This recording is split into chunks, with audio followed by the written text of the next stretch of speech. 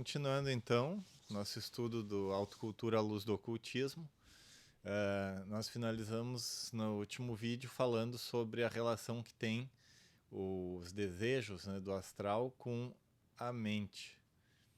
E aí nós vamos em direção a relacionar esses dois veículos, né, o emocional e o mental inferior, não o mental superior, que o mental é dividido em duas partes, como a gente viu no último vídeo.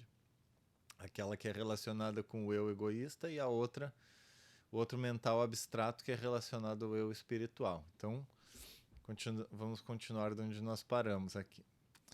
Mais tarde, à medida que o desejo desenvolve-se, ele usa a mente inferior constantemente para atingir suas finalidades, para inventar meios de satisfação, e assim a mente inferior, por muito tempo, nada mais é do que servidora e escrava do desejo, servindo às suas necessidades.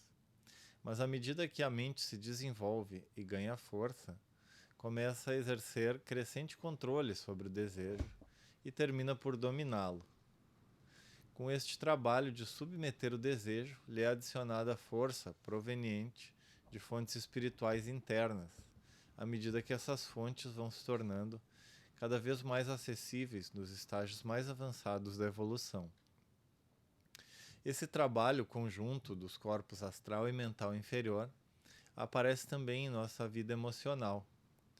Como já foi demonstrado, as emoções derivam da interação de desejo e pensamento. Assim, sempre que sentimos uma emoção, fazemos vibrar simultaneamente dois corpos. Quão intimamente associados em seu trabalho estão os dois corpos será evidente ao compreendermos o importante papel que as emoções representam na vida do indivíduo médio.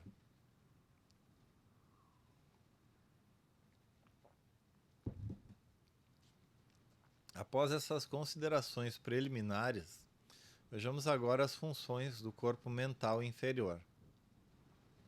Ao considerar as funções do corpo astral, vimos que sua primeira função é converter as primeiras vibrações recebidas pelos órgãos dos sentidos do corpo físico em sensações.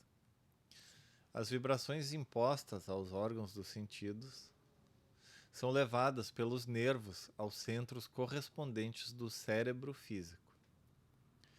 Daí, refletidas no corpo astral e convertidas pelos centros do corpo astral, ou chakras, né, em sensações. Este processo de reflexos não termina aí, mas mediante outro reflexo, as vibrações atingem a mente inferior, onde são convertidas em percepções. No astral, sensações, na mente inferior, percepções. Assim como ondas de luz passando pela lente de uma câmera produzem uma imagem da paisagem circundante na chapa de vidro fosco. Assim, as várias vibrações recebidas pelas vias dos órgãos sensoriais produzem diferentes espécies de imagens na tela da mente. Essas imagens são formadas num meio chamado Shidakasha, em sânscrito, expressão derivada de Shita, o aspecto produtor de imagem da mente inferior. Pode parecer um tanto estranho estender-se o uso da palavra imagem para as impressões produzidas na mente, vindas através dos 5 órgãos dos sentidos. Mas a extensão do significado da palavra é agora reconhecida na psicologia. Assim, quando ouvimos uma nota soada num instrumento musical, chamamos a imagem produzida na mente uma imagem auditiva. Assim como a impressão produzida pela forma de um objeto é chamada de uma imagem visual. Vemos assim que a primeira e primordial função do corpo mental inferior é converter as sensações astrais em percepções mentais de cor, forma, som, gosto, cheiro e tato. Sua segunda função importante é combinar as percepções mentais ou imagens derivadas dos diferentes órgãos dos sentidos em uma imagem composta, Tomemos um exemplo concreto para explicar o que isso quer dizer. Suponhamos que tenho em minha frente uma laranja. A impressão recebida pela vista dá-me uma ideia da forma e cor da laranja. A impressão recebida pelo nariz dá-me uma ideia de odor. Se tomo na mão a laranja, verifico como se faz sentir o tato. Se a ponho em contato com minha língua, tenho uma ideia de seu paladar. Uma ideia completa da laranja composta de todos estes 4 elementos. E a função do corpo mental inferior é combinar estes 4 elementos compondo uma imagem que nos dá um quadro completo do objeto. A mente não apenas combina os 5 elementos numa imagem composta, mas também fornece, tirando de seu depósito de memória, os elementos que possivelmente não estão presentes. Quando vemos de uma certa distância uma laranja, a única imagem que na verdade atinge nossa mente é a visual, forma e cor. Mas mentalmente vemos muito mais na imagem visual da laranja do que o mostrado pelo relato parcial dos sentidos. O que acontece é que a mente, tendo acumulado várias impressões de um exame de laranjas em ocasiões anteriores, guardou essas impressões na memória.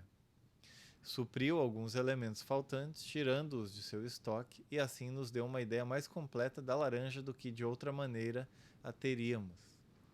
E este mundo externo que percebemos pelos sentidos pareceria muito pobre e desinteressante se a mente não fizesse o trabalho de armazenar e fornecer os elementos ausentes, e se tivéssemos de ver com nossa visão mental somente que os sentidos lhe apresentassem. E aí está um problema, no sentido, uma problemática, né? Que será que de fato estamos vendo o mundo como se apresenta, as situações como se apresentam? Ou será que, através de muitas e muitas gerações, a visão de mundo acumulada de nossos ancestrais, de nossa sociedade, nos tem dado uma descrição do mundo através da qual nós estamos vivendo e construindo esse mundo através de umas poucas impressões dos sentidos e o resto formado ilusoriamente pelas nossas memórias ancestrais da visão de como é a descrição do mundo. Então aí, talvez a gente chegue a entender um pouco mais o que nessas tradições mais antigas os sábios queriam dizer com o mundo é mental ou o mundo é uma ilusão. Não que ele seja uma ilusão no sentido último da palavra, mas que talvez nós formemos essa ilusão através das memórias da nossa mente e transformemos algo em outra coisa, ilusoriamente. Então seguimos. Intimamente ligado à função de combinar imagens vindas através dos jnanendriyas, ou órgãos dos sentidos, é a função inversa de separar em seus componentes qualquer impulso mental que possa encontrar expressão através de um número de órgãos motores ou karmendriyas. O corpo mental inferior é o fator coordenador de todos os movimentos que fazemos em nossa vida para enfrentar todas as situações no mundo externo.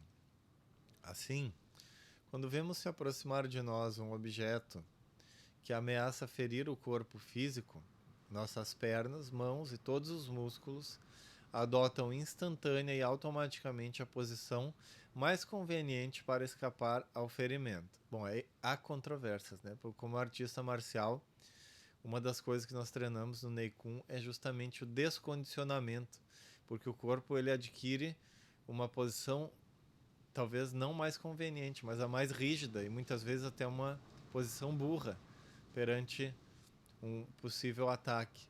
E na arte marcial, justamente no Neikun, a gente pratica a criatividade e a consciência, em vez da reação, a ação inteligente frente a os desafios que se apresentam. Então aqui ele diz a posição mais conveniente para escapar ao ferimento. Mas todos esses movimentos complicados e eficientes são possíveis como resultado da coordenação e do controle exercidos pelo corpo mental inferior. Eu vou dar um exemplo até para não ficar no ar isso que eu falei.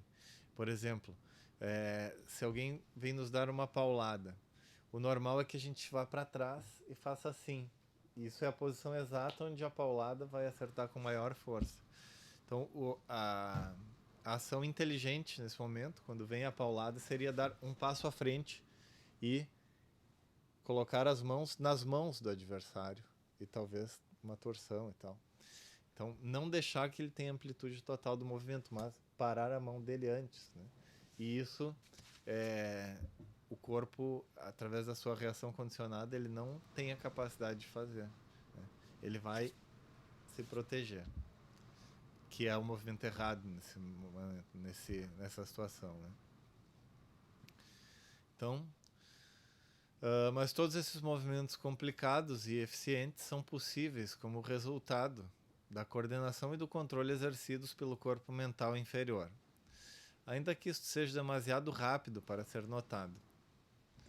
À medida que as experiências multiplicam-se na vida de um indivíduo, o número dessas imagens existentes no depósito da memória vai aumentando e aos poucos a mente começa a trabalhar essas imagens de diferentes modos, arrumando-as e rearrumando-as, classificando-as e comparando-as, e assim vão evoluindo uma após outra nossas diferentes faculdades mentais de raciocínio, julgamento. Aos poucos aprendemos a pensar. É necessário compreender-se claramente que o pensamento nada mais é que o estabelecimento de relações entre as imagens presentes em nossa mente. E, portanto, a qualidade do nosso pensamento dependerá, em grande parte, da natureza e do número dessas imagens e da forma como nós tratamos elas. É uma forma consciente ou condicionada também, porque a gente pode estar condicionado à negatividade, por exemplo, a ver tudo como algo que é que vai nos prejudicar, que é negativo, né? E aí a nossa mente vai fazer sempre uma imagem negativa e vice-versa, né?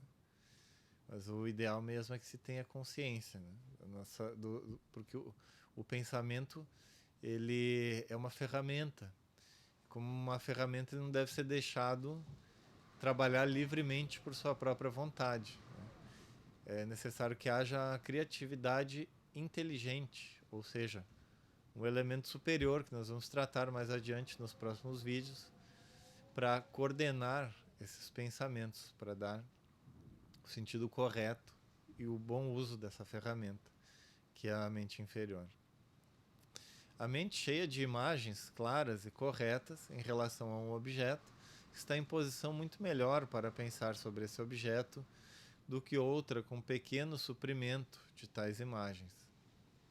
Frequentemente, parece que o pensamento é formado sem essas imagens, mas se nos aprofundarmos no assunto, verificaremos que estamos, em tais casos, meramente usando símbolos para essas imagens, ou grupos de imagens, e que a base do nosso processo de pensar é realmente formada por imagens que adquirimos por observação, leitura ou algum outro meio. Quando entramos num barco, vemos muito pouco. Num banco. Quando entramos num banco, vemos muito pouco dinheiro. As transações, em sua maioria, são feitas por cheques e ordens de pagamento, mas sabemos que estes são apenas símbolos para o dinheiro, que é a base real de todas as transações. Não vamos nem entrar nesse outro assunto derivado aí, né? Porque, na realidade, dinheiro real é nem 5% desses valores que eles transacionam, né? Mas não vamos entrar nesse assunto aí, porque isso não tem a ver com o nosso estudo aqui, né? Certo.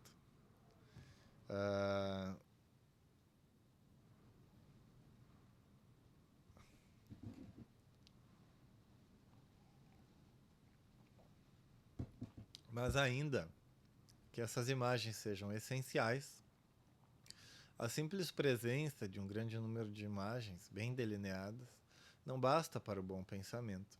Deve haver o artista que arranja essas imagens de tal maneira que possa ser dada uma bela forma ao pensamento. Então, o que eu falei ali, né? Esse fator da inteligência criativa, que vai vir da nossa consciência mais superior. Se pusermos nas mãos de um homem comum uma caixa de pedras preciosas, ele nada poderá fazer com elas, mas entregando-as a um bom joalheiro, ele poderá transformá-las em joalheria de diferentes desenhos, de requintada beleza. Assim, o mero aumento de nosso conhecimento pela leitura e observação e a consequente multiplicação de nossas imagens mentais não é o suficiente. Devemos pensar com firmeza e persistência até que aprendamos a produzir, usando o material que acumulamos, pensamentos de belas formas, ou pensamentos que possam ser de utilidade em nossa vida. E então paramos por aqui hoje. Seguimos no próximo vídeo. Lembrando que sábado agora, dia 2 de agosto, temos o nosso primeiro encontro do grupo de estudos teosóficos de Torres. Se você quer participar, é só acessar aí o link showdeideias.com/grupo ou no link aqui no perfil. E ali você tem todas as informações, é gratuito.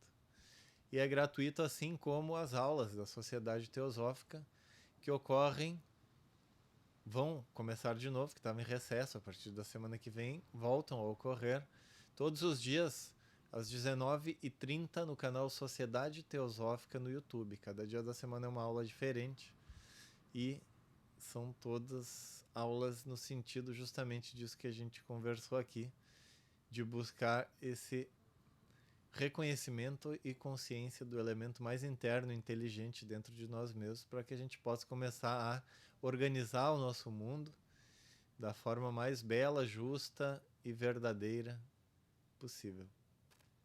E boa. Então, vamos para a nossa meditação de encerramento. Então, os pés bem apoiados sobre o chão, coluna ereta.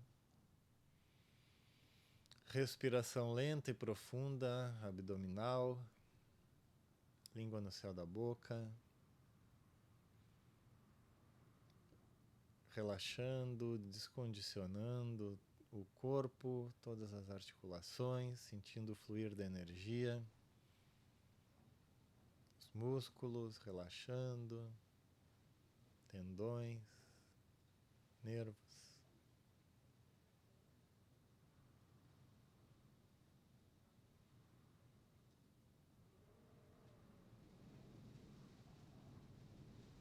Olhos fechados.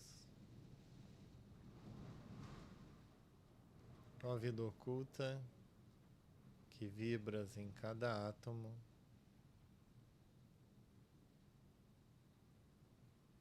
Ó luz oculta que brilhas em cada criatura.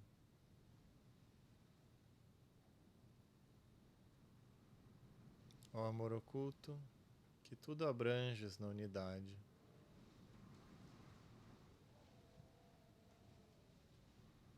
Possa todo aquele que se sente uno contigo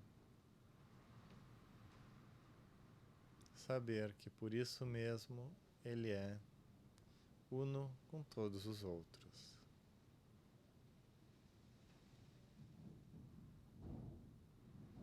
Vamos irradiar luz, paz, saúde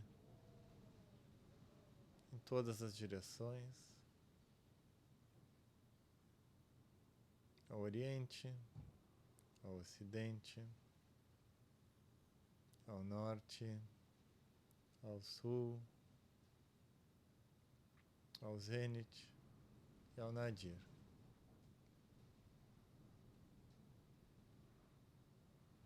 Que todos os seres sejam felizes.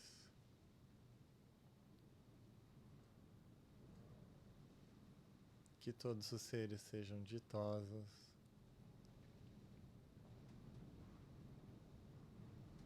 Paz a todos os seres.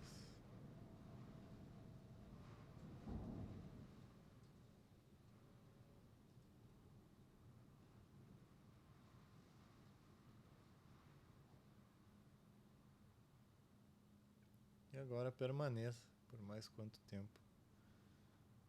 achar necessário em essa pequena recolhimento e meditação.